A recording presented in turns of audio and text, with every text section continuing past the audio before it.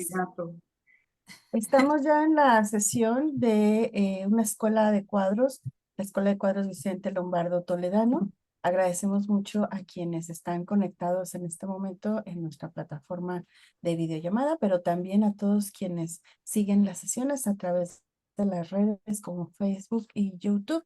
Y bueno, a quienes nos ven en tiempo diferido, también muchas gracias por revisar el contenido de estos valiosos materiales. El día de hoy la sesión tiene un carácter bastante importante porque vamos a hablar del trabajo legislativo que se hace en la Cámara de Diputados del Congreso de la Unión, concretamente el de la compañera Magdalena Rosales Cruz, quien es una diputada lombardista, una diputada del pueblo. Y bueno, a través de una de sus asesoras y equipo de trabajo, Guillermina Miranda, se va a presentar este informe en el que se mostrarán las labores de los meses de noviembre y diciembre del 2024. Y bueno, como habremos de darnos cuenta, pues aparentemente son 2 meses nada más, pero la intensidad del trabajo que conlleva un compromiso como el que ha adquirido la diputada Magdalena Rosales es importante y trasciende para beneficio de la población, para beneficio de la clase trabajadora, para beneficio de la comunidad. Ella es diputada por Celaya y entonces pues tiene un trabajo muy fuerte también por la región en la que fue electa. Guanajuato es un estado ciertamente conservador y pues hacer un trabajo ahí con un carácter progresista, revolucionario, cercano al pueblo, que defiende los derechos del pueblo y de la clase trabajadora, no es nada sencillo. Entonces voy a compartir una presentación y a darle la palabra a Guillermina Miranda, que es el equipo de trabajo de la compañera Magdalena Rosales, de la diputada Magdalena, para que pueda iniciar con este informe que han preparado en conjunto su equipo y que bueno, ahora Guillermina nos explicará por qué razón Magdalena no está con nosotras ahora, pero que el equipo de trabajo presenta este material y bueno, ya también nos van a aclarar dudas o si hay alguna cuestión que quieran también ustedes abundar con gusto. Yo haré la vez moderadora y también comentar sobre el trabajo de Magdalena y su equipo ahí en el Congreso. Adelante, Guillermina. Buenos días a todas y todos. Muy buenos días, camaradas y compañeros que nos ven por las redes sociales. Bienvenidos a la Escuela de Cuadros Vicente Lombardo Toledano. El día de hoy, en nuestra Escuela de Cuadros, desarrollaremos la segunda parte del informe de labores de noviembre a diciembre del 2024 de la diputada lombardista Magdalena Rosales Cruz, que por agenda de labores la impartiré yo, Guillermina Miranda. Empezaremos por enlistar las reformas como recordatorio de las que se trataron en la sección pasada, solamente como seguimiento al tema. Y bueno, empezamos, compañera Carmen. Empezamos. Solo enlistando. Reforma en materia de Poder Judicial se discutió el 3 y 4 de septiembre del 2024. Siguiente, por favor. Siguiente, por favor. Donde los cargos que se eligen son los magistrados y los jueces. La siguiente también cambia, se reduce el número de ministros, se reduce el cargo del periodo y se eliminan 2 salas. También se elimina la pensión vitalicia y sus remuneraciones, donde deben de ajustarse al tope establecido para la presidencia, el tope establecido para la presidencia de la República sin excepción alguna. Otra de las reformas muy importantes es en materia de pueblos y comunidades indígenas y afroamericanos, que se discutió el día 18 de septiembre del 2024. Siguiente, por favor. La reforma en materia de la Guardia Nacional, que fue discutida el 19 de septiembre del 2024, que causó tanta discusión y polémica. La reforma, siguiente por favor, la reforma al artículo 123 que establece que el programa de Jóvenes Construyendo el Futuro ya se encuentra en la Constitución. Siguiente por favor. El día 1 de octubre, la toma de protesta como presidenta de México, la doctora Claudia Sheinbaum Pardo, presidenta con A. La siguiente, por favor. La reforma laboral de la ley Silla, que se discutió el 2 de octubre del 2025, que establece la obligación de las empresas para proveer el número suficiente de asientos o sillas con respaldo a disposición de todas las personas trabajadoras. La siguiente, por favor. La reforma federal, ahí se me movió aquí un poquito. La reforma a la Ley Federal de los Trabajadores en las plataformas digitales, que aquí lo más importante y que quisiera exaltar es la protección social de las personas trabajadoras que generen por lo menos un salario mínimo y que tendrán derecho al servicio del IMSS, del Infonavit y de seguro contra accidentes. La siguiente, por favor, es la reforma constitucional en materia ferroviaria que se discutió el 8 de octubre del 2024. La siguiente, por favor. La siguiente reforma, y muy importante, es el proyecto de decreto, la reforma a los artículos 25, 27 y 28 de la Constitución Política de los Estados Unidos Mexicanos en materia de áreas y empresas estratégicas, conocida como la reforma energética. La siguiente, por favor.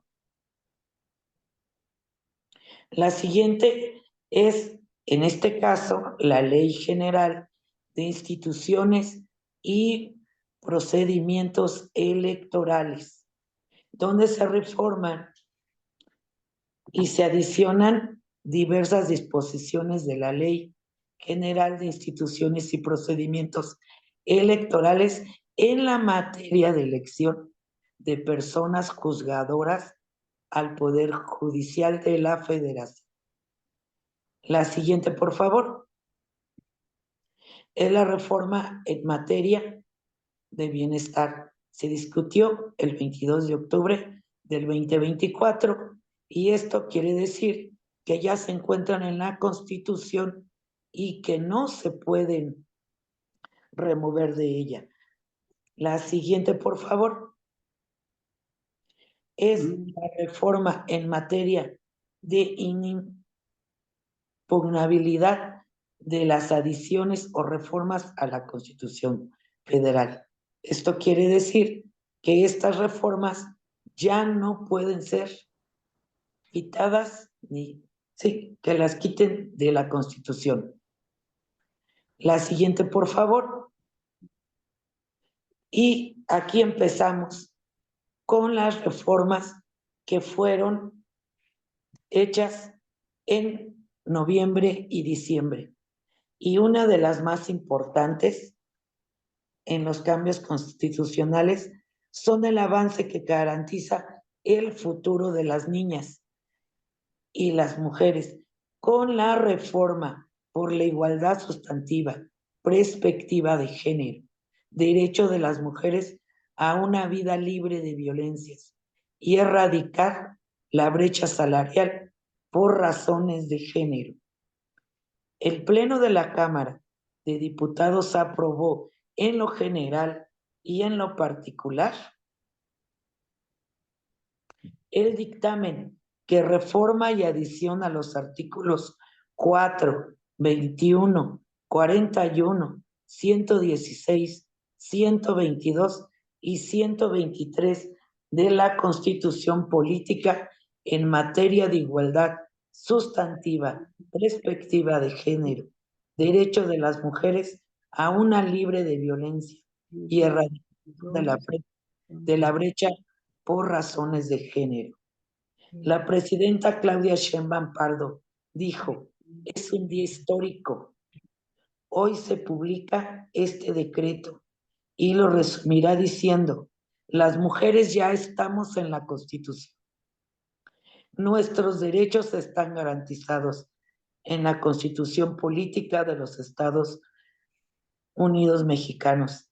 Hay un reconocimiento a la desigualdad histórica, de tal manera que no solo es el acceso a la educación, a la salud, a todos los derechos, sino también el reconocimiento a esa desigualdad histórica y que por lo tanto tienen que ser abiertos todos los espacios para resolver esa desigualdad histórica para las mujeres, aseguró durante su conferencia matutina Las Mañaneras del Pueblo.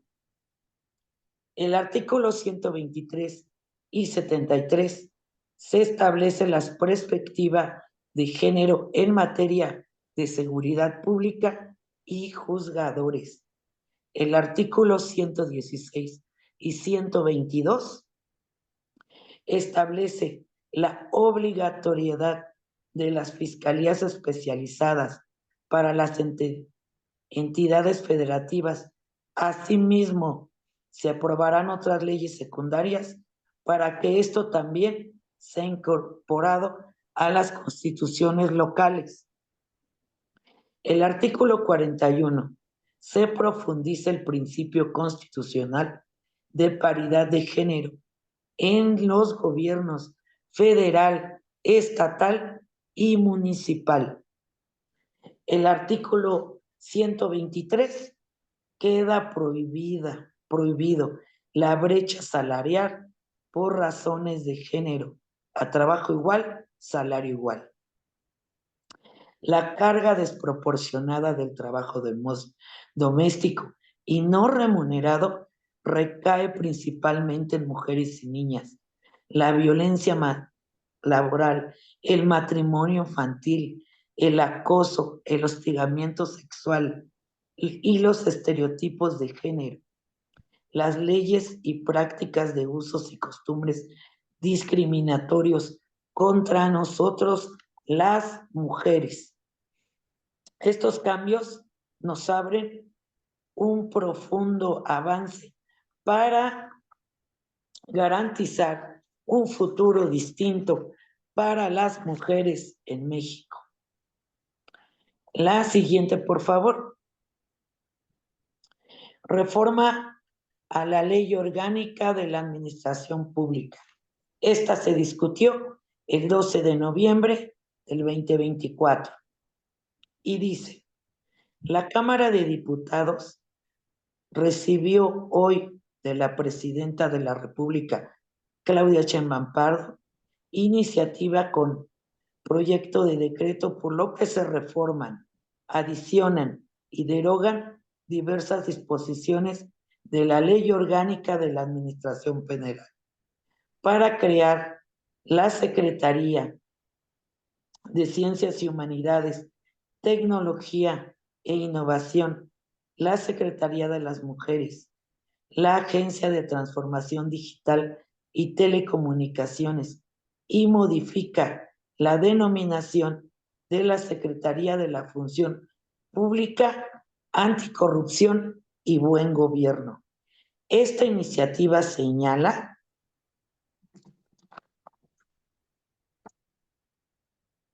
la creación de la Secretaría de Ciencias y Humanidades, Tecnología e Innovación el Estado garantizará la definición y articulación y coordinación de las estrategias con diversas secretarías en materia de investigación humanística y científica del país.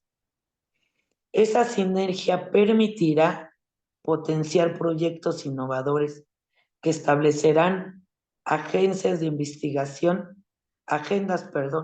de investigación prioritarias para incidir en el entendimiento y búsqueda de soluciones a los retos nacionales en materia de salud, energía, agua, alimentación, seguridad humana, vivienda, educación y cultura.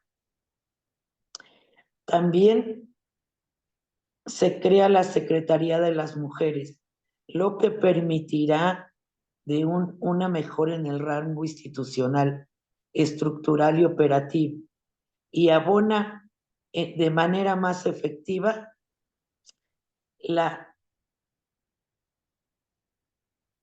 violencia y desigualdad histórica y estructurales que enfrentan las mujeres en México. Es decir, amplía y fortalece las atribuciones que tenía el INMujeres para dotar a la Secretaría de nuevas herramientas adecuadas para alcanzar sus objetivos. Modifica la denominación de la Secretaría de Función Pública por la Secretaría de Anticorrupción y Buen Gobierno, concepción que abarca la tarea de prevención, detención y sanción de actos de corrupción, por lo que da mayor enfoque al proceso y controles de la misma, y que realizará y asegurará la eficacia, eficiencia, economía, transparencia y honradez del servicio público, fundamental para garantizar la confianza ciudadana y promover un gobierno más ético y responsable que dignifique la carrera del servidor público. Establece la creación de Agencia de Transformación Digital, Telecomunicaciones. Debe ser considerada como un elemento esencial del Estado mexicano para poner al servicio de la ciudadanía diferentes herramientas tecnológicas para que de una manera inmediata ejerzan y exijan sus derechos. El objetivo es poner la tecnología al servicio del pueblo de México. La siguiente, por favor.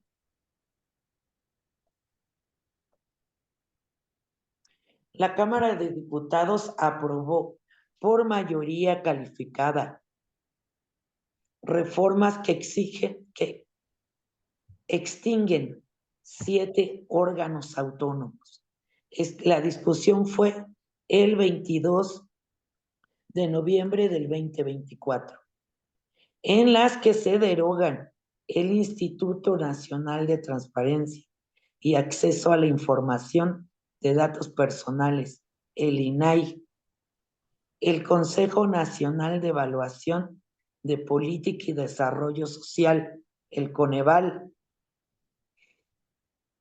Comisión Federal de Competencia y Economía, COFESE, Instituto Federal de Telecomunicaciones, el IFT, Comisión Nacional para la Mejora Continua, el Mejoredu, Comisión Regulatoria de Energía, el CRE, y la Comisión Nacional de Hidrocarburos, el CNH.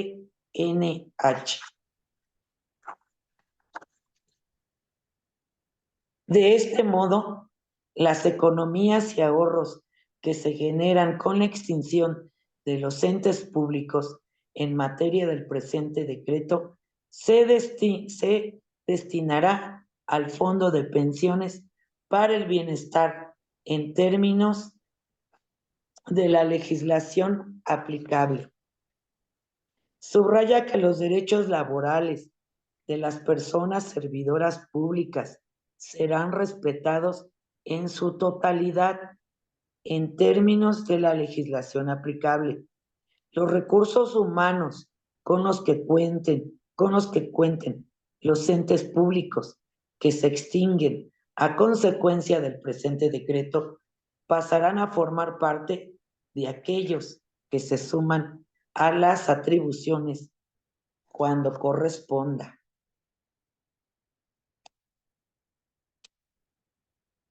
El mejoredo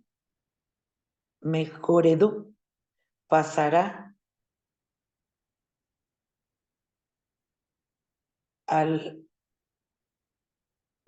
disculpe. Respecto a al Instituto de Transparencia y Protección de Datos, relató este instituto pasará a la Secretaría de Función Pública y otros órganos internos. La medición de la pobreza y la evaluación de las políticas públicas y sociales laborales que pertenecen al Coneval se integrará al INEGI. Y así todos los órganos autónomos pasarán a los de nueva creación para no estar haciendo actividades paralelas. Además de que, como ustedes saben, compañeros, todos estos órganos están llenos de corrupción y además no tienen, no hacen las tareas correctamente que deben hacer. Por eso es que se tomó esta reforma de extinguirlos y que otros de nueva creación van a hacer las actividades que hacían ellos. Con ellos se va a ahorrar muchísimo dinero y se van a ocupar para todos los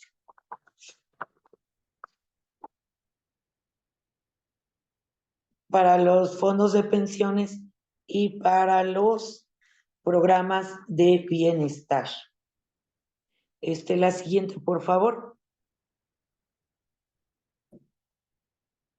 Bueno, aquí una reforma muy importante es la reforma constitucional en materia de vivienda para personas trabajadoras.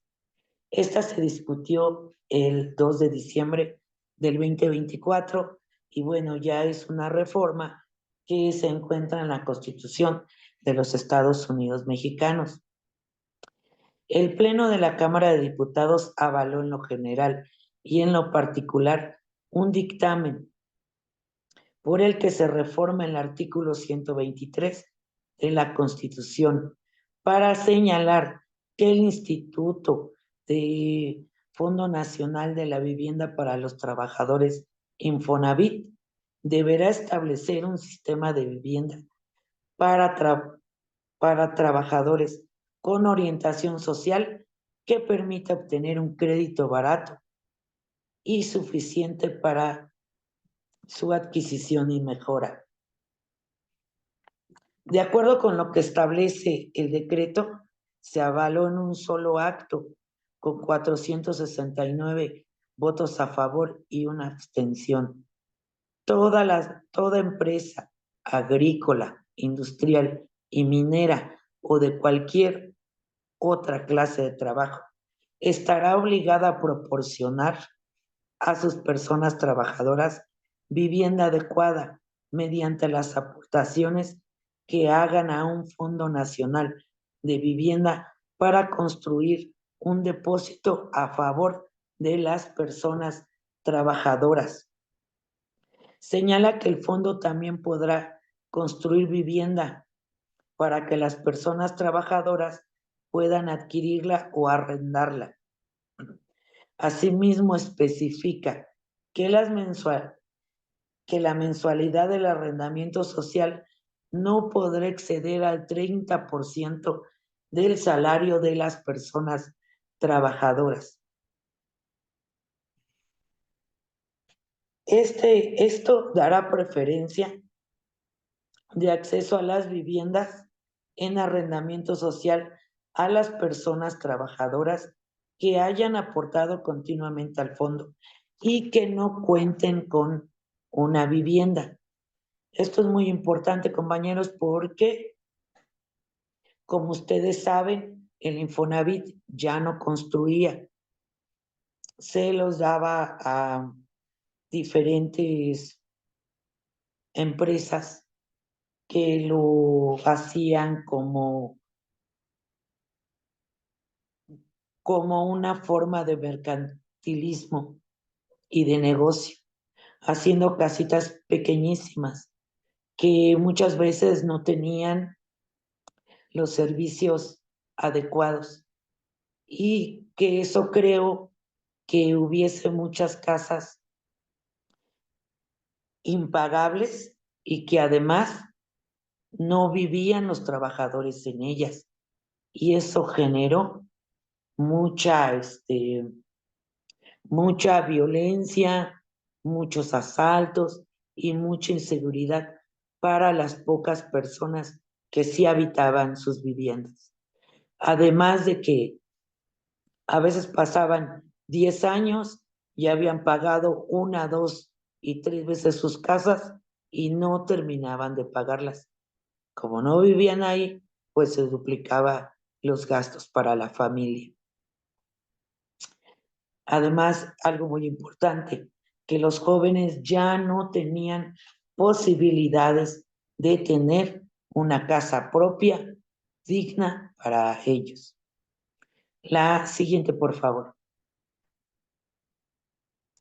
La siguiente reforma se discutió el 3 de diciembre del 2024 y es la reforma que prohíbe los cigarrillos electrónicos, vapeadores y fentanilo ilícito, así como otras sustancias.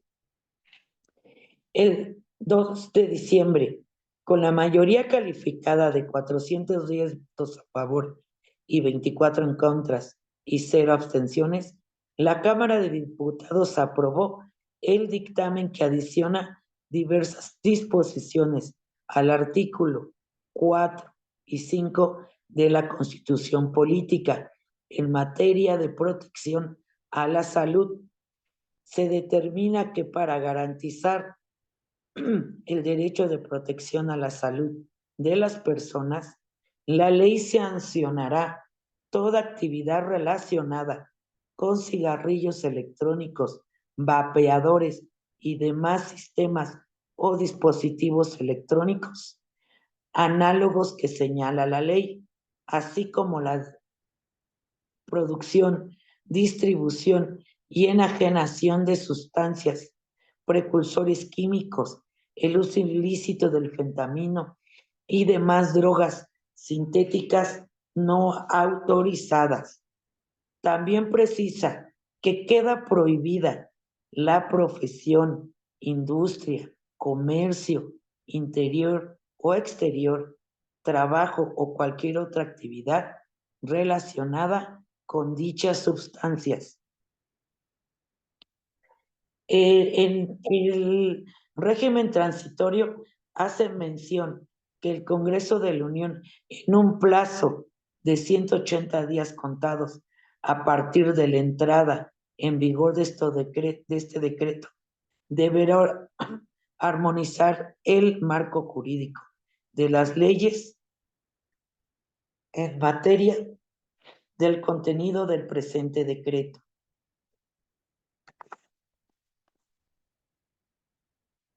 Y aquí, fíjense, compañeros, la encuesta nacional de nutrición del 2022 del uso del cigarrillo electrónico en la población adolescente alcanzó el 2.6% del conjunto de referencia. Esto quiere decir aproximadamente 500,000 jóvenes y un 1.5% de la población adulta, alrededor de 300,000 personas. Por lo que toca al vapeo, la Comisión Federal de Protección de Riesgo Sanitario informó que para el 2022, alrededor de 5 millones de personas entre 12 y 65 años de edad habían usado alguna vez un vapeador, mientras que su uso regular se presentó en 975,000 personas. O sea, que estos dispositivos electrónicos y vapeadores han crecido muchísimo en el consumo de la población de México, de jóvenes y adultos además. En cuanto a las drogas sintéticas, como el fentanilo y la metanfetamina, añade que las actividades de su uso de producción en su consumo se han incrementado, lo mismo que su combate por las instituciones de seguridad del Estado mexicano. Siguiente, por favor. Aquí, compañeros, la Cámara de Diputados aprueba en lo particular el dictamen que expide la Ley de Ingresos de la Federación 2025.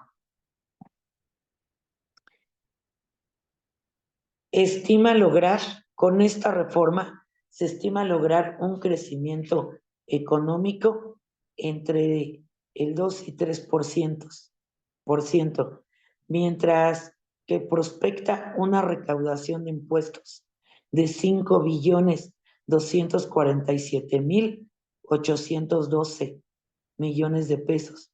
Por otro lado, se estima ubicar el tipo de cambio de 18.5 pesos por dólar, además de lograr una producción por promedio de petróleo crudo de 891 miles de barriles diarios, con un precio de 57.8 por barril. Esto es en lo que se refiere al dictamen, a la Ley de Egresos de la Federación para el año 2025. Esto debe ir de la mano con el presupuesto de egresos, que a continuación lo vamos a ver. La siguiente, por favor. Ok, gracias, Carmen. Dices, el presupuesto de egresos de la Federación para el ejercicio 2025 estima un gasto neto total de 9,302,015,800,000 pesos mexicanos, lo cual representa un aumento nominal de 235,960 millones pesos mexicanos, que representa un incremento del 2.54%. El presupuesto de egresos de la Federación para el ejercicio 2025 reafirma el compromiso adquirido con el proyecto de la Cuarta Transformación, manteniendo como eje medular una política social y política económica, caracterizada por la austeridad republicana, que garantiza el sostenimiento, la sostenibilidad macroeconómica y el principio fundamental de justicia social y económica, sobria, con una disciplina financiera y fiscal que hace posible continuar con el proceso de construcción y la consolidación de un proyecto de nación que mantiene como prioridad moral la atención de los más vulnerables y garantizar los derechos de los mexicanos. El Plan Nacional de Energía rescató de la privatización la CFE, pasó a generar el 28% de energía al 54% en el 2024. En términos reales, la tarifa no subieron. Por el bien de la población, se cambió el paradigma de ver a la energía como un beneficio social y no como una mercancía, con el objetivo de garantizar la autonomía energética y que se establecieron leyes claras para que esto suceda. Conforme al sector salud,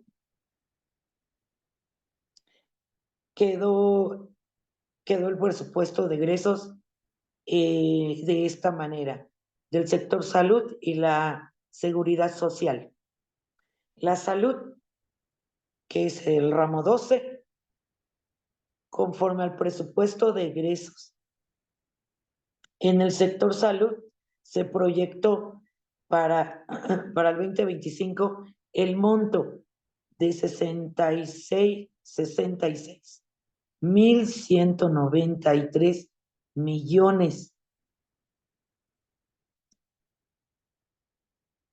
y se reasignó una ampliación líquida de recursos a las aportaciones de seguridad social en beneficio y atención del programa de salud casa por casa, aportación a seguridad social, con la reasignación proporcional del IMSS Bienestar con el monto de 167.999.605.439. Este egreso solo será para el IMSS Bienestar. Para el Instituto Mexicano de Seguridad Social, de 1.469.410 para el Seguro Social, y este es más grande que el IMSS y que los demás institutos que ofrecen el servicio social, porque el IMSS tiene más trabajadores, porque la mayoría de los mexicanos pues trabajamos o trabajan en la iniciativa privada. Y bueno, en el ramo de la cultura, 167.815.906. Uno de los ramos más importantes es la educación pública. En ella se invertirán 7.916.568.039 pesos mexicanos únicamente para la educación. Cabe contar o mencionar que los estudiantes que estudian en la educación pública ya tienen sus becas. Tuvimos una conferencia de Palestina en el Instituto Politécnico Nacional, específicamente en la Escuela Superior de Economía, y platicando con los estudiantes nos decían: muchas gracias, le decían a la diputada, por crear la beca para los estudiantes de educación superior, porque esto les ha ayudado, los ha impulsado para que ellos no dejen sus estudios y bueno, tengamos más profesionistas que emergen de nuestras instituciones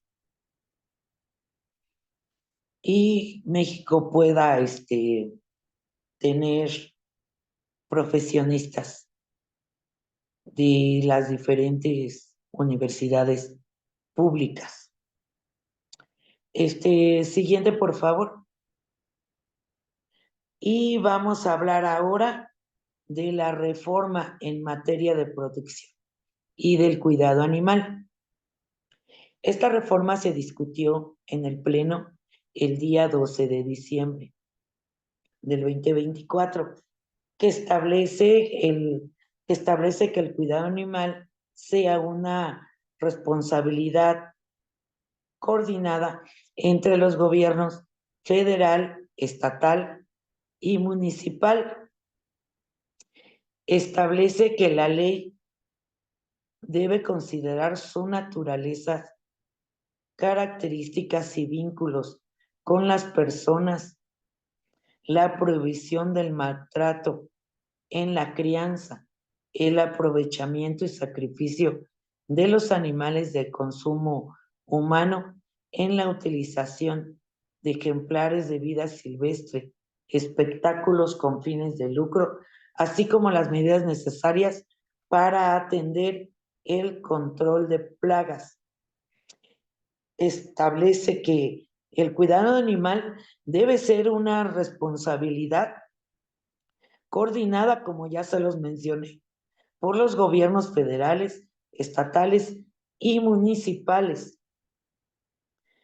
Se promueve un México que respete, que sea empático, que impulse los cuidados hacia los seres vivos y que da voz a quien no las tienen, proteger a quien no lo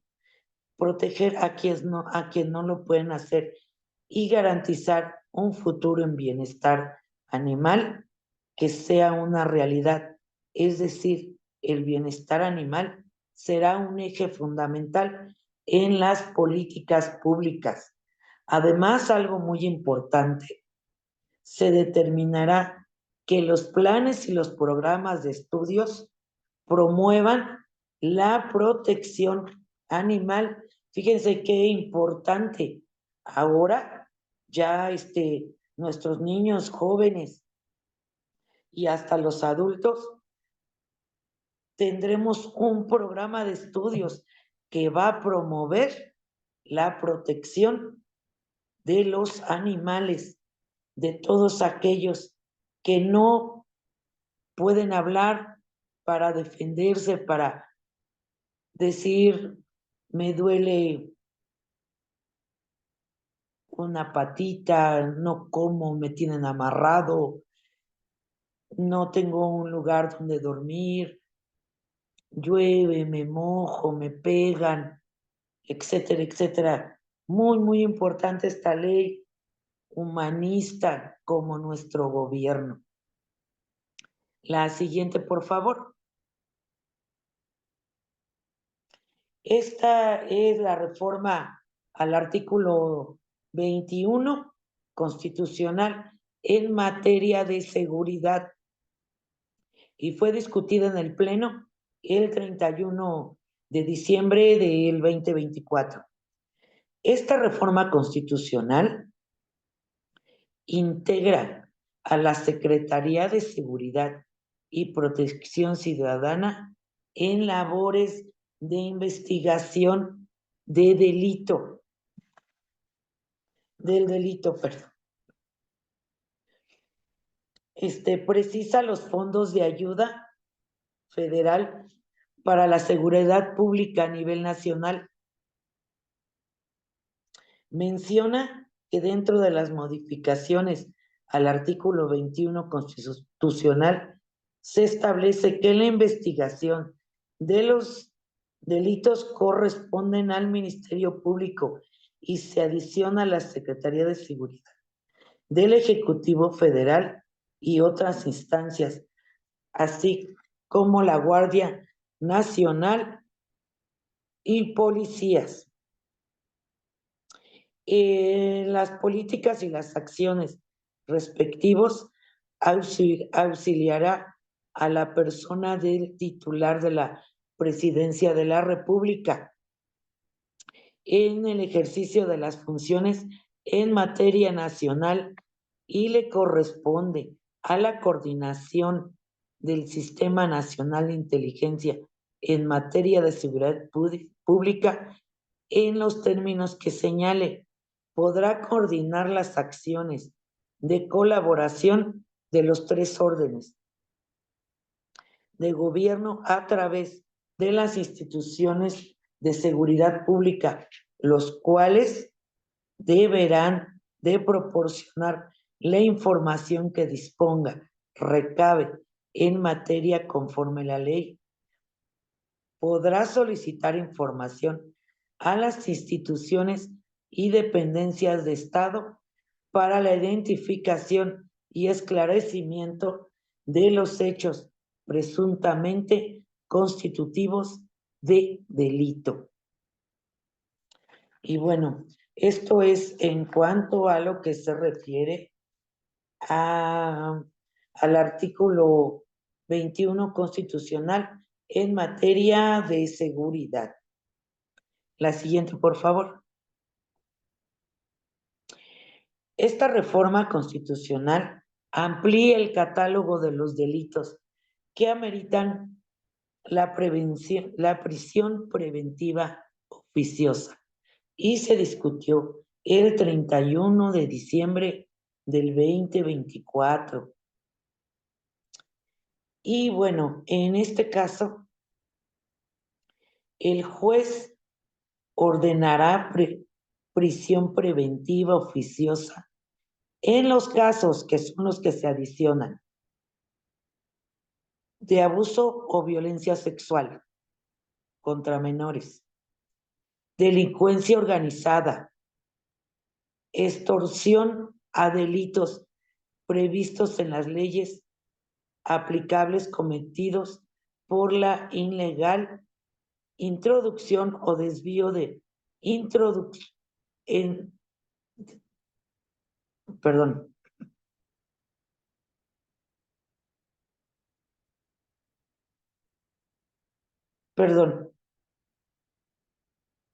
El juez ordenará la prisión preventiva oficiosa en los casos de abuso o violencia sexual contra menores, delincuencia organizada, extorsión de los delitos previstos en las leyes aplicables cometidos para la ilegal introducción y desvío, producción, preparación, enajenación, adquisición, importación, exportación, transportación y disminución de precursores químicos y sustancias químicas esenciales, drogas sintéticas, fentanilo y derivados, homicidios dolosos, feminicidio, violación, secuestro, trata de personas, robo de casa-habitación, uso de programas sociales con fines electorales, corrupción tratándose de los delitos de enriquecimiento ilícito y ejercicio abusivo de funciones, robo al transporte de carga en cualquiera de sus modalidades, delitos en materia de hidrocarburos, petrolíferos o petroquímicos, delitos en materia de desaparición forzada de personas y desaparición cometida por particulares, delitos cometidos violentos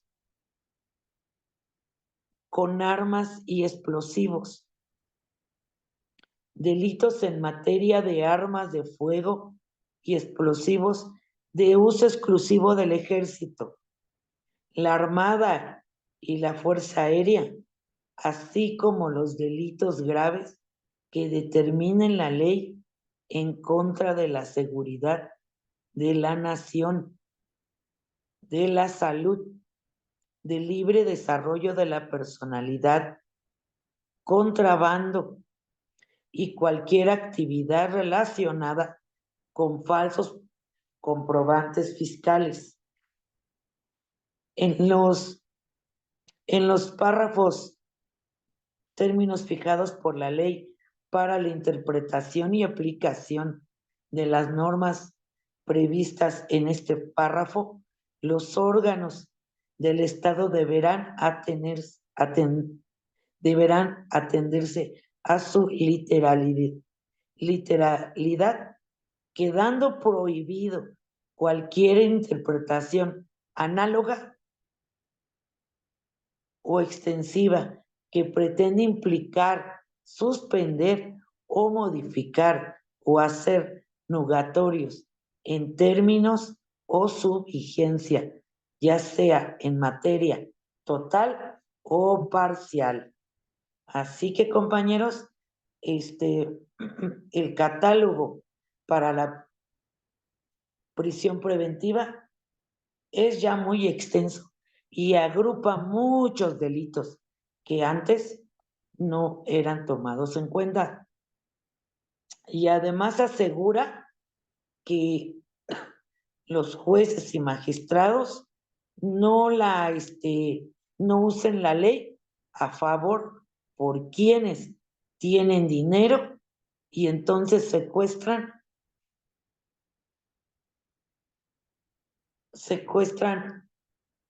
a la ley.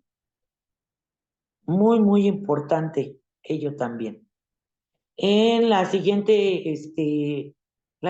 por favor. Como ustedes saben, a los diputados les dan pues un pequeño ingreso para que ellos puedan hacer actividades y ayudar a la ciudadanía. Bueno, pues este dinero la compañera María Magdalena pues lo ha utilizado el total de ello para ayudar a las personas de Celaya, Guanajuato, que se encuentran en estado de vulnerabilidad. Y bueno, en este caso fuimos el 8 de noviembre a surtir gas a una de las colonias de más bajos recursos en el municipio de Celaya, Guanajuato, específicamente del distrito 12, de donde ella es diputada federal. La siguiente, por favor. También el día 7 de enero a la comunidad de Jofre llevamos juguetes porque pues ya, como ustedes saben, hay muchos niños que no, que la tradición de los Reyes Magos pues no tienen ningún juguete y bueno, pues aquí un poquito de felicidad para ellos. En la siguiente, por favor, entregamos a otra comunidad no solo el gas, sino tanques, porque hay muchas personas pues que no tienen ni tanque de gas. Y como nosotros comentábamos, muchos entregan despensas, pero pues a veces que no tienen ni cómo cocinarlos. Eso es. Y la siguiente, bueno, pues que seguimos entregando sillas de ruedas para personas que no tienen y que no tienen las posibilidades de tener una y que además se encuentran enfermitos. Así también les comento, bueno, que ya hemos repartido entre sillas de ruedas, que además las compramos de la mejor calidad porque son todoterreno, así que las comunidades que no tienen, que todavía sus pisos son de tierra, pues pueden andar muy bien en ellos. Y bueno, con esto, compañeros, termino mi exposición. Espero que lo haya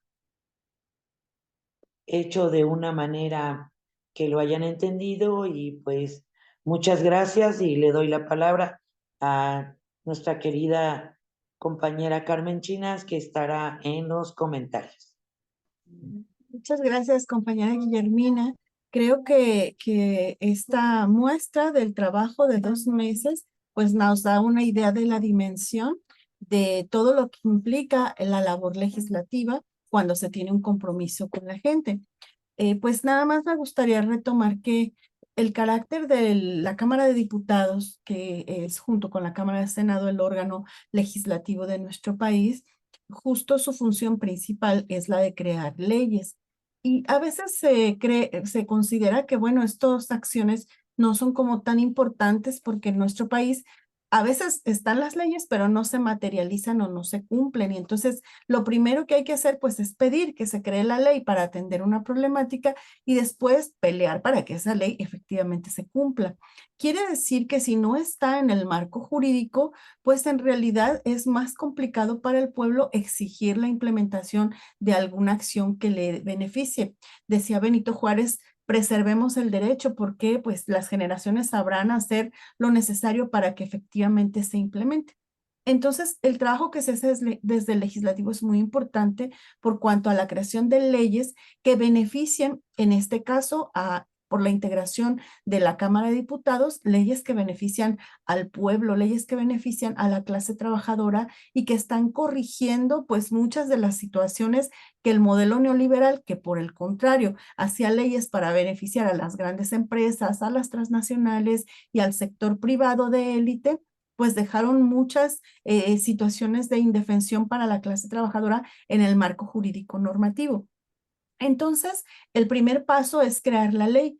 Y después de crear la ley, a partir de este marco regulatorio que se cuenta en la Constitución o en las leyes o después en los reglamentos, se crean las políticas públicas, que son acciones gubernamentales, pero que ya tienen un sustento o una base legal. O sea, ya no se trata de acciones de buenas prácticas o buenas intenciones o alguna iniciativa que pues resulta bien una vez, pero en este caso, lo que se trata es que las acciones de gobierno, que les llamamos políticas públicas, tengan un sustento o un respaldo legal para que no haya posibilidad de que puedan ser retiradas después solo porque se decidió hacer así por otra gestión pública.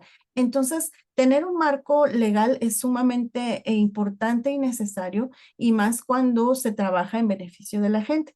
Las leyes nos permiten crear las políticas públicas y para que las políticas públicas o las acciones de gobierno o programas de gobierno funcionen, pues necesitamos entonces un presupuesto, que esto también lo hace la Cámara de Diputados a fin de año. O sea, ¿cómo se va a obtener el recurso que se necesita para entonces ejercer un gasto durante el año siguiente y que pueda alcanzar este recurso para todos los proyectos que se deben trabajar, en este caso, en favor pues de la clase trabajadora y de los sectores más vulnerables de la población? Entonces, el Congreso tiene un trabajo sumamente importante, crear las leyes desde las cuales se materializan las acciones de gobierno y determinar el presupuesto para que estas acciones de gobierno puedan resultar efectivamente y no se queden solo como una disposición legal, sino que haya condiciones reales para que estas leyes se instrumenten y al instrumentarse se traduzcan en beneficios a la población. En ese sentido, pues 2 meses de trabajo nos hacía la compañera Guillermina un recuento del inicio, agosto, septiembre, octubre, que lo habíamos visto ya en una escuela de cuadros, y bueno, ahora estamos hablando de noviembre y diciembre. En 2 meses hubo cambios fundamentales para la vida pública de nuestro país.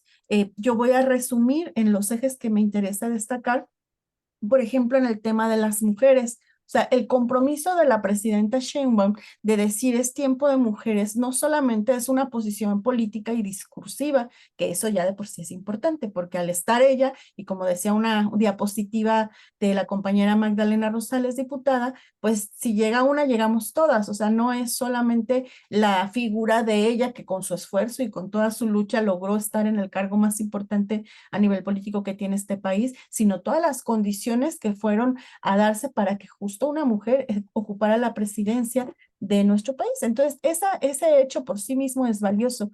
pero estando pues ya una Cámara de Diputados y con compañeras como Magdalena Rosales, con un compromiso con las mujeres y con la clase trabajadora, se va a dar esta ley que es muy, muy necesaria, el reducir la brecha salarial por razones de género. Si bien el marco jurídico de México desde hace muchos años enuncia que el varón y la mujer son iguales ante la ley, la realidad es que en un sistema capitalista como en el que vivimos, el trabajo de las mujeres, el trabajo no pagado, contribuye de forma importante al sostenimiento del sistema capitalista. Por tanto, nunca ha sido interés, no solo que me refiero a México, sino de los países del mundo que vivimos la mayoría bajo este sistema, que a las mujeres se les reconozca las aportaciones y el trabajo que realizan de manera igual que a los varones. ¿Por qué? Porque una condición de trabajo precarizada, una condición de trabajo intermitente, una condición de trabajo no formal al que se enfrentan a las mujeres, pues beneficia todavía más la explotación que el sistema capitalista produce. Por tanto, históricamente en México las mujeres han recibido menos salario que los varones, han tenido menos oportunidades de cotizar en el trabajo formal y esto significa tener acceso a la seguridad social, o sea, a la protección por accidentes de trabajo, a quedar protegidas en caso de un embarazo con una licencia por maternidad pagada. Todo eso todavía sigue siendo una situación de injusticia hacia las mujeres mexicanas. El sistema de pensiones, por ejemplo, todavía prevalece que en el país solamente de 4 pensionados, una es mujer, porque las mujeres tienen periodos de cotización más cortos, porque están en el trabajo informal y porque no cuentan con estos beneficios que se deben otorgar desde un marco legal que garantice ahora sí la igualdad entre hombres y mujeres en materia laboral. En promedio, en México, cada 3 meses una mujer gana 10,000 pesos que un varón. O sea, está cuantificado y hay muchos datos duros para mostrar la desigualdad salarial. Así que esta reforma es sumamente trascendente porque ayuda a cerrar, ¿cómo se dice?, la brecha por razón de género que todavía prevalece en materia salarial en el país y que tiene que ver directamente con la explotación en que vivimos las mujeres bajo el sistema capitalista, en donde el trabajo de cuidados y el trabajo precarizado pues ayuda a acumular más capital. Entonces, pues esa reforma que ahora hay que luchar para que realmente se implemente es sumamente trascendente para avanzar en el tema de la paridad o la igualdad sustantiva, todos esos conceptos que ahora se manejan, pero bueno, que desde nuestra perspectiva marxista pues tiene que ver con la explotación laboral o la doble explotación de la que se habla para las mujeres de la clase trabajadora. Otro tema que tiene que ver con la perspectiva de género va en el sentido de cómo se juzga a las mujeres cuando hay un proceso de carácter penal.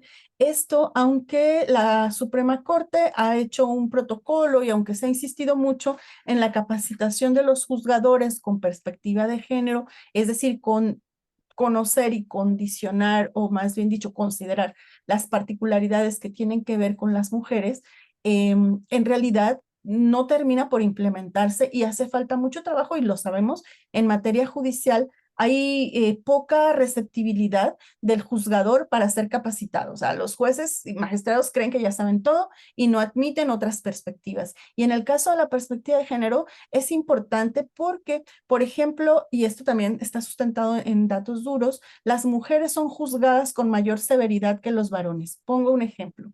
Hay un delito de secuestro, hombre y mujer, ambos por igual, son responsables del delito, o sea, ambos, también ella es responsable, pero entonces el juzgador le da una pena preventiva, una pena de prisión al varón de 17 años y a ella de 40.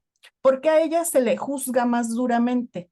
Porque se asume que las mujeres deben ser buenas, portarse bien, de cubrir ciertos roles y estigmas sociales que si no los hacen, y en este caso, por ejemplo, una mujer es culpable de secuestro, entonces te voy a castigar más severamente porque una mujer debe ser el modelo de bondad, de bienestar, de portarse bien y de todos esos estigmas que se asignan. Y entonces los juzgadores aplican sanciones mucho más severas a una mujer por la comisión de un delito que a un varón, aunque sea exactamente en la misma circunstancia. Eso se ha insistido mucho en necesidad de cambiarlo y además en materia penal, por ejemplo, hay muchísimas atenuantes con relación a las mujeres. La mayoría de mujeres que cometen delitos lo hacen por su pareja. O sea, la pareja es la que les obliga de alguna forma a seguirlos en esta trayectoria delictiva. Son pocas las mujeres en el sistema penal mexicano que por su cuenta y por su iniciativa son las que cometen los delitos. La mayoría es porque el varón las obliga, les hace ser cómplices, las presiona para que sean también colaboradoras, pero al momento de juzgar, las juzgan a ellas de forma más severa que al varón. Entonces, este tema de juzgar con perspectiva de género tiene muchísima importancia porque se supone, y digo se supone porque los juzgadores no lo hacen, deben de atender el contexto particular de cada una de las mujeres. No se puede juzgar por igual a una mujer campesina, a una mujer indígena, a una mujer adulta mayor, a una mujer de un contexto urbano o de un contexto rural. Hay que ver las condicionantes en su situación particular como mujer y todas estas violencias que atraviesan de manera transversal a las mujeres, que son violencias estructurales, que tienen que ver con la condición económica y social y que entonces pues hay distinta respuesta, por ejemplo, a una situación como la comisión de un delito y eso que ciertamente es complejo, pues los juzgadores o el Poder Judicial se quedan ciegos, o sea, ellos dicen, yo no sé, yo así aprendí el derecho, un derecho patriarcal, un derecho misógino, un derecho que se sanciona severamente a las mujeres y no quieren entender que hay muchísimas circunstancias sociales que tienen que considerar cuando se investiga, por ejemplo, la comisión de un delito u otro tipo de procesos que tienen que ver con situaciones del derecho familiar y demás. O sea, pero bueno, sin entrar mucho a la cuestión jurídica, el tema es que sí se requiere y es sumamente importante fortalecer en el trabajo de los juzgadores esta manera de entender un enfoque se llama especial y diferenciado respecto de las mujeres porque hay muchos condicionantes sociales que le llevan a veces a la comisión de delitos y que en realidad son víctimas de un sistema que les obliga porque no les da fuentes de empleo, porque no hay condición para sacar adelante a su familia y porque en ocasiones pues tienen que cometer, por ejemplo, un delito que es común, transitar, o sea, servir de tránsito para productos de drogas o estupefacientes, pero bueno, cuando analizas la condición social es que a veces esa mujer no tuvo otra opción. En ese sentido va la perspectiva de género y que es muy importante que el Poder Judicial entienda que sí la debe de aplicar o implementar.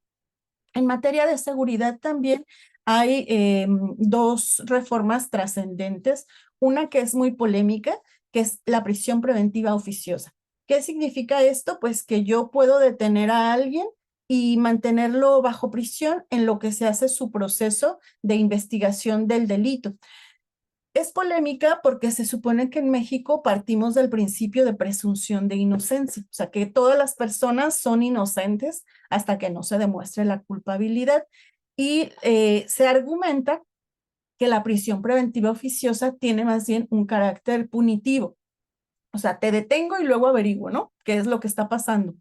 Pero bueno, en este país en donde el sistema judicial, nuevamente reitero, es sumamente corrupto y no tiene estas como habilidades, digamos, para juzgar rápido, para investigar rápido y que además se presta muchísimo a la impunidad porque pues quien tiene medios económicos se va de la acción de la justicia.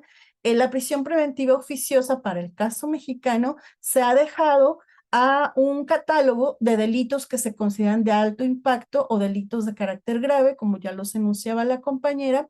Y entonces la prisión preventiva oficiosa tiene que ver, por ejemplo, con los feminicidios, el homicidio doloso, secuestro, trata de personas, desaparición de personas, abuso sexual de menores. Todo esto hace que se detenga a la persona, o sea, se ponga en penal, como se indica, de manera preventiva, para que no pueda, sobre todo, huir de la justicia, pero también otro elemento de la prisión preventiva oficiosa es que la persona no vaya a dañar a la víctima o a los testigos. O sea, estando en libertad y sujeto a proceso, podría ir contra la víctima y pues causarle un daño o a los testigos para que no declaren en su contra. Entonces, esta prisión preventiva oficiosa efectivamente podría parecer que hay una contradicción con el sistema garantista, que es este de que todo el mundo es inocente antes de que se pruebe lo contrario, y se acerca más al sistema punitivo o inquisitorio penal que hay en otros países, pero para el caso mexicano es una necesidad por toda la corrupción que existe en el Poder Judicial. Y entonces, pues, no es en todos los delitos, es en los delitos de alto impacto, los delitos graves, en donde se sujeta a proceso, antes de que se sujete a proceso, con el riesgo de que se puede evadir, se pone a esta persona bajo cuidado en la cárcel y se inicia ya entonces el proceso de investigación. También cabe aclarar que la prisión preventiva oficiosa tiene límites temporales, no puede ir más de 2 años. En 2 años, quien hace el proceso tiene que integrar la carpeta de investigación para que pueda entonces determinarme si es su responsabilidad. Si se excede de 2 años, tiene que ponerle en libertad. Entonces, tampoco es una cuestión de discrecionalidad o arbitrariedad esta manera en donde se protege a las víctimas de que quien ha sido el perpetrador evada la acción de la justicia. Y también en materia de justicia hay otra reforma que es la facultad de investigación que tendría ahora la Secretaría de Seguridad y Protección Ciudadana para los delitos. Esta facultad de investigar delitos solo le correspondía al Ministerio Público, pero las carpetas de investigación de los ministerios públicos se imaginan la saturación que hay ante la falta de personal, burocracia, no capacitación.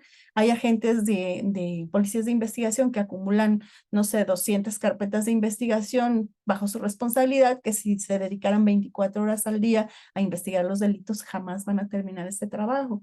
Entonces, el que se adicionen ahora facultades de investigación tendría principalmente el propósito de desahogar la posibilidad de que haya mayor celeridad cuando se está investigando la comisión de un delito.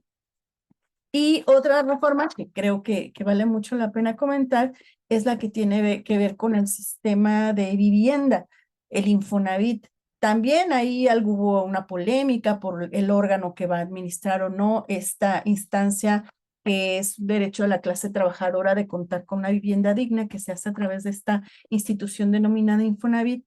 Y aquí el aspecto central de la reforma tiene que ver con otorgar a las familias de trabajadores, particularmente a los jóvenes, la posibilidad de poder comprar una casa que por ahora es imposible. La burbuja inmobiliaria y la mafia inmobiliaria ha hecho que las viviendas que en Guadalajara, por ejemplo, costaban, no sé, 600,000 pesos, ahora cuestan 1,600,000. Y para un trabajador, pues eso, pagar 20,000 pesos de renta, bueno, no de renta, sino por adquirir una casa a través de Infonavit, ¿de dónde si su salario no llega ni a 10,000 pesos? O sea, es imposible adquirir una vivienda en ciudades, por ejemplo, como Guadalajara, y no se diga en Ciudad de México o Monterrey. Entonces, esta iniciativa pretende que para ese sector de la población que tiene un ingreso mucho menor y que realmente no tiene ninguna posibilidad de adquirir vivienda, pueda otorgarse vivienda en renta que no rebasa el 30% de su salario, este arrendamiento, y que a futuro todo esto que está aportando como arrendamiento pueda servir para adquirir esa casa en propiedad. O sea, es una reforma orientada al sector de la población más vulnerable que no tiene capacidad adquisitiva para comprar una vivienda tan costosa como las que ahora existen en la mayoría de ciudades del país, pues por la especulación y la burbuja inmobiliaria. Y bueno, finalmente hay otras leyes importantes, la del cuidado animal, la prohibición de vapeadores, pero yo quisiera también señalar que me parece trascendente la exposición con la que cierra nuestra compañera Guillermina, de que además del trabajo de hacer estas leyes, iniciativas, de incidir en materia de política exterior, de la solidaridad que se hace con Cuba, con Palestina, con Venezuela, a través de nuestra compañera Magdalena Rosales, también esta labor de carácter social. Como explicaba Guillermina, pues se les deja un poco de presupuesto, muy poquito, para que puedan también poner una casa de contacto en el distrito del cual fueron votado ese diputado o diputada, y este presupuesto pues se otorga principalmente para ese propósito, pero nuestra compañera Magdalena, todo el recurso que recibe como de esta modalidad de apoyo pequeño para mantener como el contacto con su distrito, ella todo lo utiliza para cuestiones de beneficio. Y bueno, ahí la vemos en una escuela revisando el tema de los uniformes para los niños de preparatoria, donando estas pantallas para que puedan tener también acceso a tecnología o sillas de ruedas para personas con discapacidad motriz, los tanques de gas que uno dice, bueno, como una diputada con un tanque de gas, pero es que en esas comunidades no tienen con qué cocinar sus alimentos. Entonces, ella, esa es como una virtud que tiene la compañera y su equipo de identificar y conocer perfectamente las necesidades que hay en las comunidades en donde ella interactúa y saber qué es lo que urge otorgar y a través pues de lo que ella alcanza a hacer, canalizar esos apoyos y eso compañeros y compañeras casi no lo hace ningún diputado. O sea, ella de verdad tiene un compromiso muy fuerte con los sectores más vulnerables y pues podemos verla en estas acciones, tanto en su función específica como legisladores, como en lo que puede aportar de forma directa para beneficio en las comunidades donde interactúa, particularmente en el distrito en que ella fue electa. Y bueno, esos serían mis comentarios y como también soy moderadora, no sé si alguien quisiera tomar la palabra para hacer algún comentario más o alguna pregunta sobre cualquiera de las reformas que se han implementado. Con todo gusto podría intentar yo también apoyar a Guillermina para contestarlas. Gracias.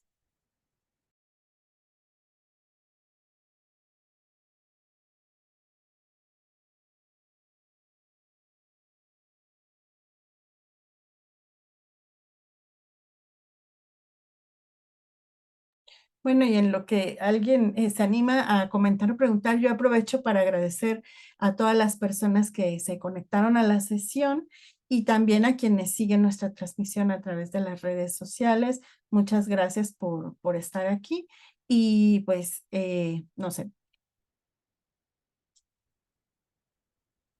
quedo a la orden, al igual que Guillermina, si quieren conocer o profundizar más sobre este trabajo.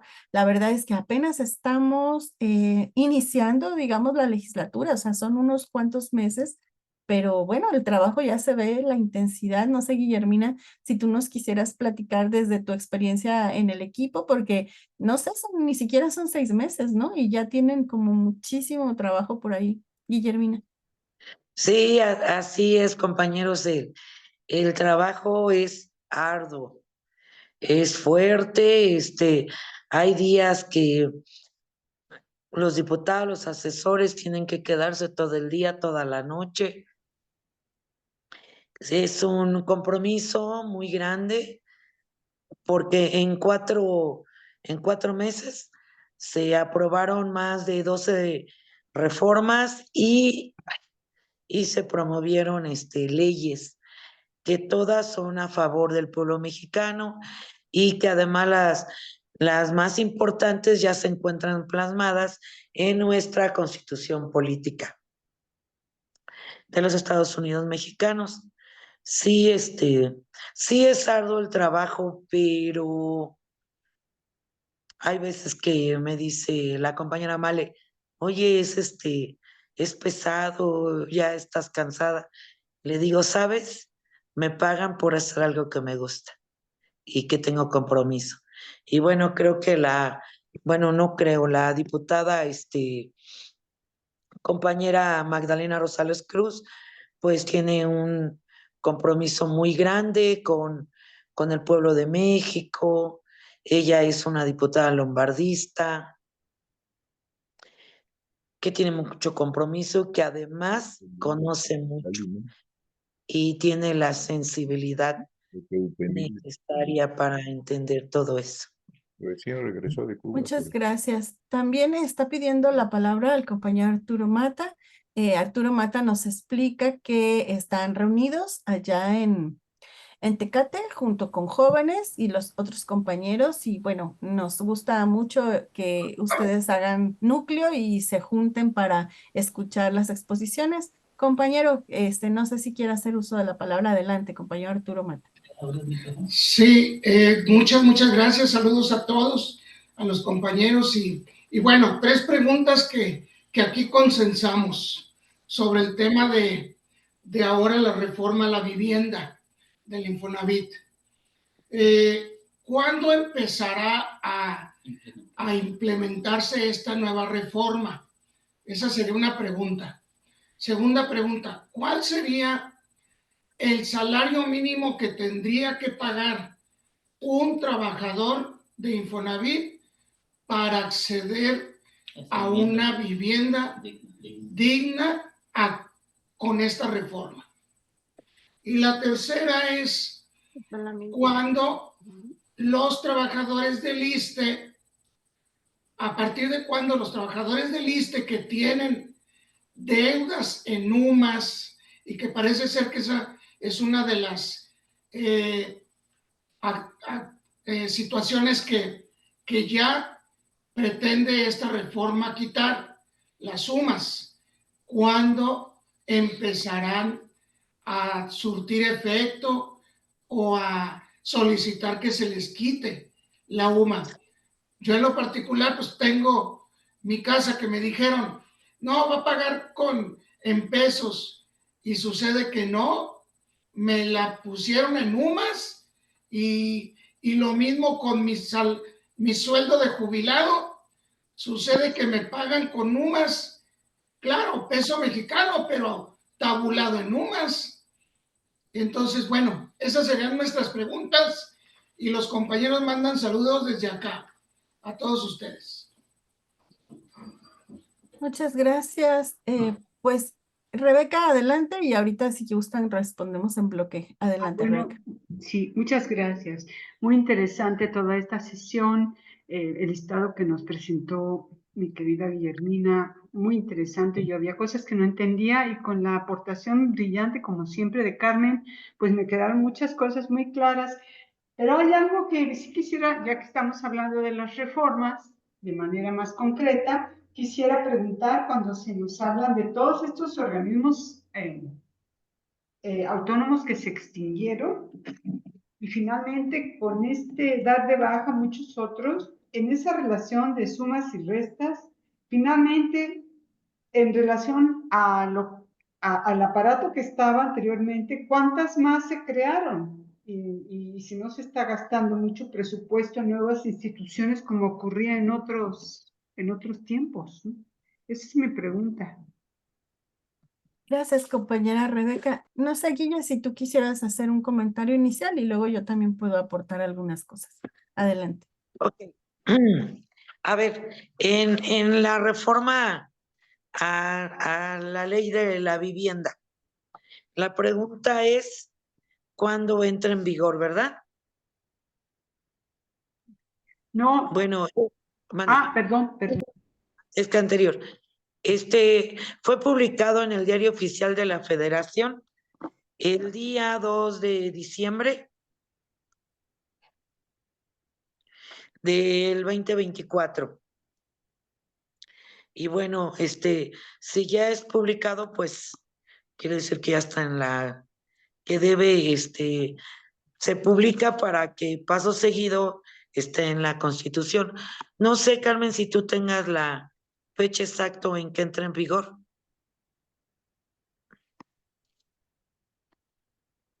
Sí, yo explicaba que una cosa es la ley y otra cosa es traducirla en las acciones. O sea, la ley, digamos que ya está, pero ¿cómo ahora este derecho se hace pausible?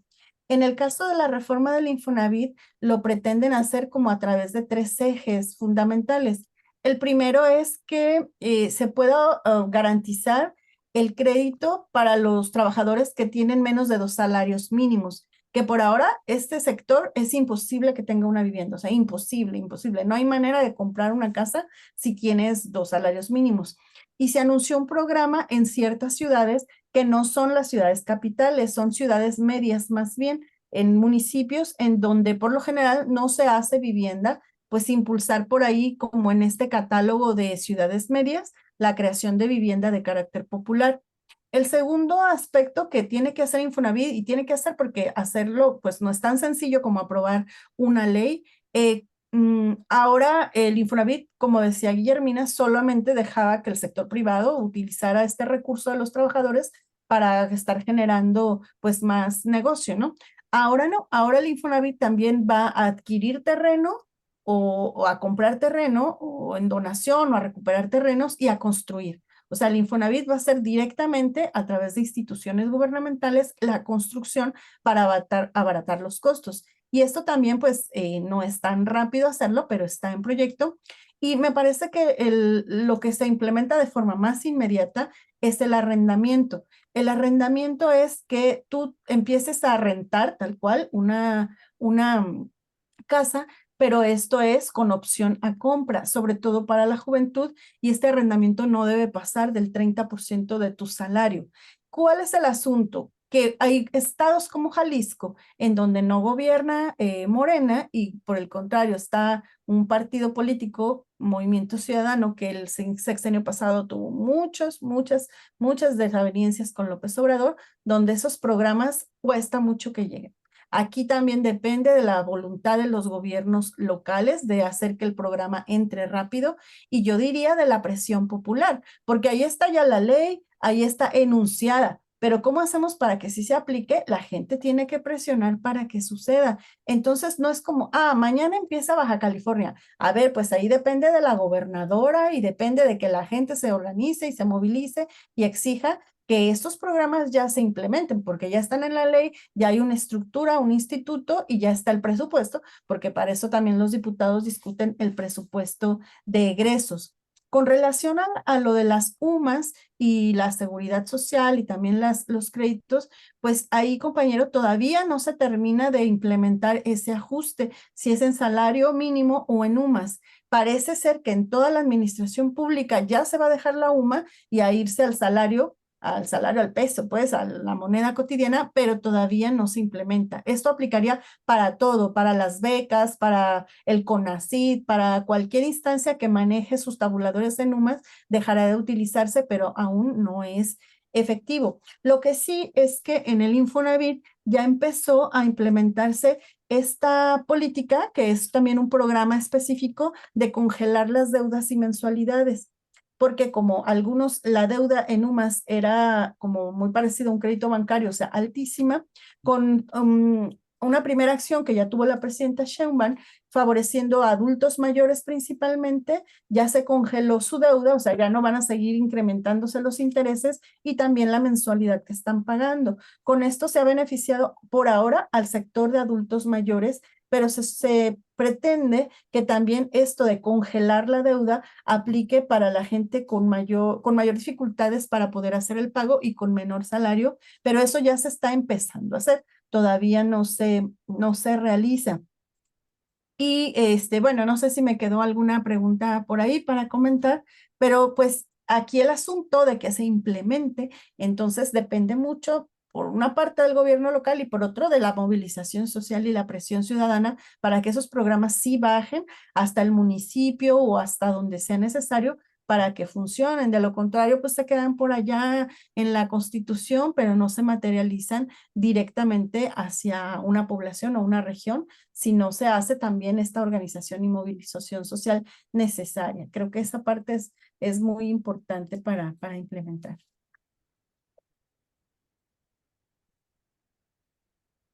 Compañera Rebeca, me faltó sobre la burocracia, digamos.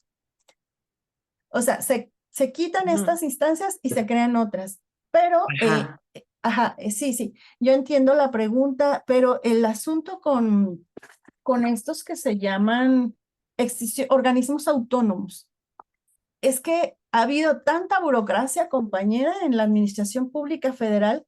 Creamos una fiscalía, luego creamos un órgano auditor de la fiscalía, luego creamos una contraloría para el organismo auditor de la fiscalía y luego creamos un organismo autónomo de ciudadanos para la contraloría que supervisa a la fiscalía y eso era imposible. O sea, en verdad, muchos de estos organismos autónomos en realidad estaban engordando el bolsillo de unos cuantos funcionarios y la burocracia. Se extinguen y con este recurso se aprovecha para otro tipo de programas sociales. El cambio fundamental no es crear más burocracia, sino elevar de rango. Por ejemplo, en el área de ciencia y tecnología no existía y ahora hay una Secretaría de Estado. sea, no quiere decir que se crea otra institución diferente que va a implicar más recursos, más presupuesto, más personal, sino que se eleva de rango a Secretaría de Estado este organismo que ya funcionaba, que era como el CONACYT, la Comisión Eso, Nacional te de Ciencia y refieres a Tecnología, CONACYT. Ujú. ajá, para la investigación y demás. O sea, no es que se cree otro organismo diferente y ahí sigue el CONACYT, sino más bien se le da un rango superior como Secretaría de Estado, y esto evidencia pues la importancia que hay para la divulgación y la creación científica de nuestro país, que era un aspecto también muy olvidado. Aunque no lo crean, la ciencia y la tecnología también se orientaba a las empresas transnacionales y a las políticas neoliberales y las necesidades de la gente de lado. Y otra reforma importante es la inclusión de las humanidades, porque el Consejo Nacional era de Ciencia y Tecnología nada más, o sea, ciencias exactas, y las humanidades quedaron totalmente de fuera. Y pues la forma concreta es a través de algo que se llama Programas Nacionales Estratégicos o PRONACES. Y entonces, como investigador en las universidades públicas, tú tienes como una guía de cuáles son las prioridades identificadas en materia nacional, tanto como la soberanía alimentaria, la seguridad, los derechos o la igualdad entre hombres y mujeres, la cultura de paz, la protección de los derechos de las niñas, niñas y adolescentes. O sea, hay como un catálogo de necesidades nacionales que se llaman programas nacionales estratégicos, que se supone que la ciencia, la tecnología y la investigación de este país, que obtiene becas, recursos y financiamiento, deban alinearse a los programas nacionales estratégicos. No es que te obliguen a investigar, es que el país tiene prioridades y en lo posible se recomienda que las universidades alineen todos sus procesos de investigación a esas prioridades nacionales que se han marcado, lo que no quiere decir que pues alguien investigue de lo que quiera, ¿verdad? O proponga lo que quiera, siempre y cuando tenga un sustento científico, pero ahora está así, ahora se está orientando a que la investigación y la producción científico-tecnológica y del área humanística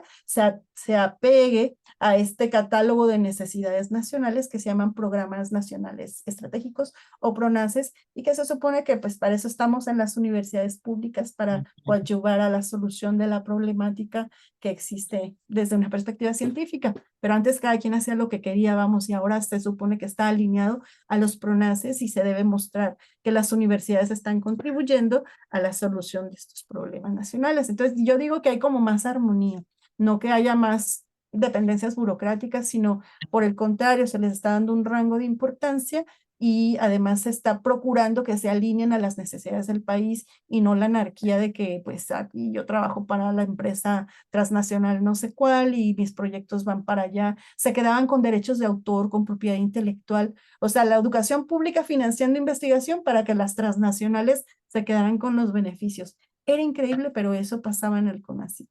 Compañera Guillermina, no sé si usted quisiera. Sí, además, yo quisiera comentar que todos estos organismos autónomos que se extinguen, que son 7, las tareas que ellos hacían las va a absorber. Por ejemplo, el de Mejoredu, que es el organismo para la mejora continua de la educación, será transferida a la Secretaría de Educación Pública. O sea, era un organismo autónomo que ahora sube de rango y que la Secretaría de Educación Pública absorbe sus tareas y sus funciones del Mejoredu, que es un organismo que se extinguió. Ahora, por ejemplo, también el Coneval se integra al INEGI, o al INEGI. Y así la de transparencia también se integra con la de ¿cómo se llama? Secretaría de Buen Gobierno, Anticorrupción y Buen Gobierno. Y así, porque entonces ya no se generan dobles gastos que se pueden utilizar para algunas cosas, como son los programas sociales u otros gastos que tiene el gobierno federal. Y como dice la compañera Carmen Chinas, efectivamente las secretarías nuevas que se formaron no, son necesidades que tenía el país para poder, trabajar en esos temas, como son, la Secretaría de las Mujeres, que en este caso, bueno, coadyuvaría con con la reforma de la igualdad de las mujeres, y así, por ejemplo, la denominada Secretaría de la Función Pública, la Secretaría Anticorrupción y Buen Gobierno, que absorbe las tareas que hacían los organismos autónomos, que además han generado, las investigaron y se abrió la caja de Pandora, ¿no? Con sueldos, corrupciones, tareas que no hacían y cosas que también hacían muy mal en favor, bueno, de quien estaba fuera de la ley, ¿no? Ese es mi comentario, espero que... Muchas gracias. Pues gracias, compañera Guillermina. No sé si alguien tuviera alguna duda o un comentario más. Si no, pues pediríamos a nuestro compañero Cuauhtémoc Amezcua que también nos pudiera dar su comentario de la sesión de hoy y platicarnos cuál sería la temática de la siguiente escuela de cuadros. Con mucho gusto, compañera Carmen, pues felicitar a la compañera Guille, a la compañera Carmen por su participación hoy, a la compañera Malena, agradecerle toda esta todo este despliegue de actividades que realizó en estos meses, los primeros 4 meses de la actual legislatura, el primer periodo de sesiones. Felicitarla por tanto trabajo desarrollado y anunciar pues nuestro próximo programa de la Escuela de Cuadros para el domingo próximo, el domingo 19, no, el domingo 19 es hoy, el domingo 26, empezaremos un curso de marxismo. Ustedes saben que nuestro partido es un partido marxista, entonces ya hemos impartido este tipo de cursos en ocasiones anteriores, pero se va modificando la composición del partido, van entrando compañeros nuevos, hay un buen número de compañeros que sin duda no pudieron estar la vez anterior que abordamos estos temas. Entonces empezaremos un curso de marxismo con un aspecto introductorio a esta filosofía que a la vez es ciencia, que es un método para investigar y desentrañar todos los aspectos del universo, de la vida, de la sociedad, pero también para transformarla. Lo iniciaremos el próximo domingo